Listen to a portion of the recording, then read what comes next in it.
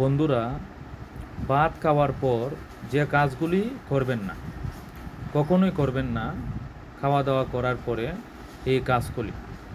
১ নম্বরে হলো ভাত খাওয়ার পরেই কোনো ধরনের ফল খাবেন না, সেটা যে কোনো ধরনের ফল হোক, আপনারা ভাত খাওয়ার সাথে সাথে খাবেন না। ২ নম্বরে হলো ভাত খাওয়ার পর ধূমপান অথবা সিগারেট খাবেন না।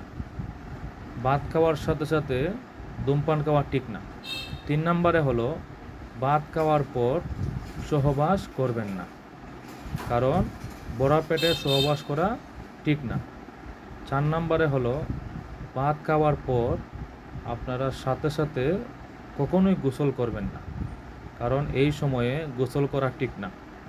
৫ নম্বরে হলো ভাত খাওয়ার পর সাথে সাথে বিছানায় গিয়ে ঘুমাতে যাবেন না, অবশ্যই খাওয়া দাওয়া করে একটু সময় হাঁটাহাঁটি করবেন।